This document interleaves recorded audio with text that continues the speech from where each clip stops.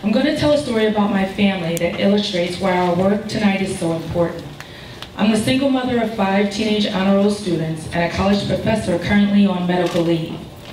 I've been asked to share my recipient care story as it relates to this medical cost-cutting conference session. Before I do that, I ask that you respectfully be mindful that I'm still in the midst of caretaking of my 14-year-old daughter, and request that all parties included in today's conference, specifically the press, understand that I'm allowing snapshots of my life to become public with great caution. Tonight, my goal is to communicate how the medical cost-cutting process could be improved from the perspective of a parent who has a child with a chronic illness. I'm here tonight because one of my daughters was diagnosed with a rare kidney condition called MPGN type 1. In 4th grade at age 10, my daughter caught strep throat, which in rare cases leads to severe kidney disease, and unfortunately for her began her kidney decline. The strep bacteria clogged her kidneys like pulpy orange juice does to a strainer, and over the last 4 years she has suffered through several cases of pulmonary edema, pneumonia, and all with one common theme. We have spontaneously been to the ER more than 156 times in the last 4 years, and she's there tonight. My familiarity with the chronic illness lifestyle brings to bear 3 challenges that I have experienced as a medical client. Number 1, information sharing. My principal difficulty from a patient perspective was the fact that there was no interconnected medical record network that my Boston area hospital could retrieve my most recent ER testing and lab work.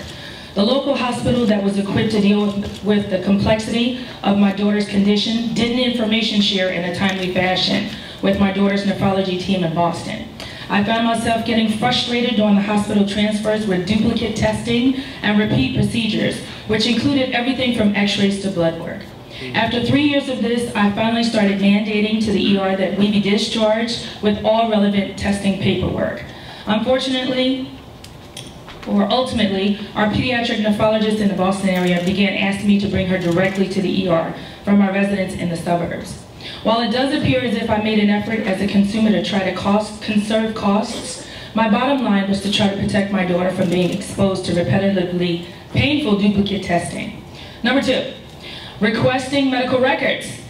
I was completely horrified to discover that patient records to families with chronically ill children were not free or even reduced in price. In fact, I was to be charged, and the hospital stated that they would send all my all-inclusive record to my new pediatric nephrologist docs for free, but that I could not have my own child's complete medical record without paying for it.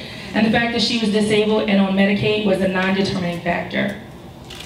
Lastly, medical alternatives, better known as step-down care.